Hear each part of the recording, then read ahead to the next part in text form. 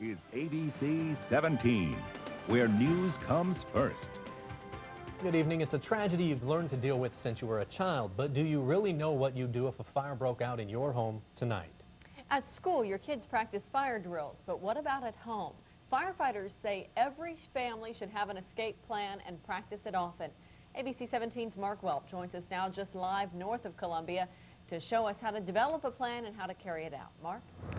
Thanks, Teresa. We're here at the home of Tony and Lori Stewart. Tony and Lori recently sat down with their 6-year-old son and their 9-year-old son to develop an escape plan in case a fire ever breaks out at their home.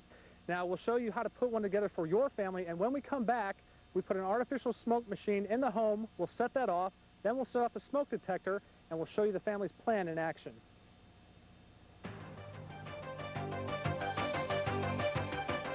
Now, don't forget that one's opens like a regular door. It's not a sliding door like this one.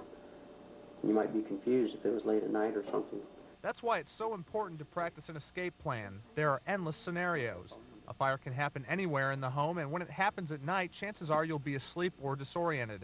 At least one smoke detector on each level is your best defense. You need to identify 2 possible exits from every room, whether it's a door or a window, then find out where the fire is. Roll out of the bed, crawl to the door, check the door. What are you checking for? The heat. But you always use the backside of your hand. If you feel heat, don't open the door. Stuff a pillow or blanket under the door to keep smoke out. That's one reason firefighters recommend sleeping with your bedroom doors closed. The closed door can hold back a lot of smoke and heat from the room, and that is what cripples most people, is that toxic, dense smoke. Then head to the bedroom window and climb out. When you make your plan, it's a good idea to make sure windows aren't painted shut and have easy-to-remove screens. If you're on the 2nd floor, throw something out the window so firefighters can find where you are trapped. Jumping should be a last resort. If the fire isn't outside your door, stay on your hands and knees and go to the closest exit. From there, go straight to a designated meeting place away from the house and wait for help. Okay, now that we know how to make a plan, let's go live into the Stewart's house to see their plan in action. Go.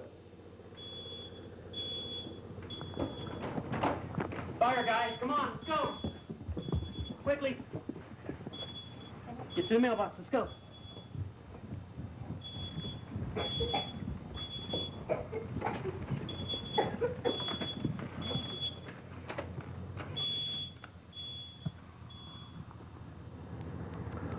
Okay, Lori, looks like everybody got out. How did your plan work? Well, everything went as we had planned in practice. The smoke alarm went off, and both boys and Tony knew exactly where to go and what to do. Great. They did a fantastic job. Now, how hard was it to put this plan together?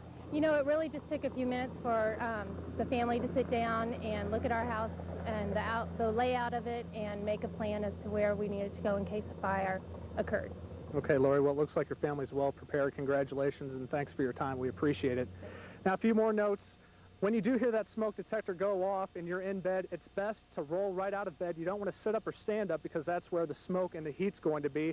It's also important to remember that when you hear that alarm go off, you want to get straight out of the house, get to a meeting spot like this mailbox, and get your family accounted for. You don't want to call 911 from inside the house.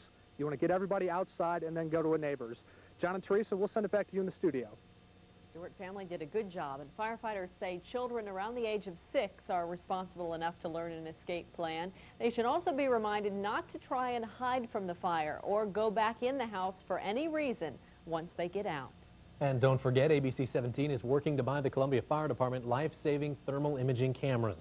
You can send a tax-deductible donation to the ABC 17 Fire Cam Fund at UMB Bank, 1516 Chapel Hill Road, Columbia 65203, or you can come by the station here on the Business Loop across from Hickman and hand deliver that donation.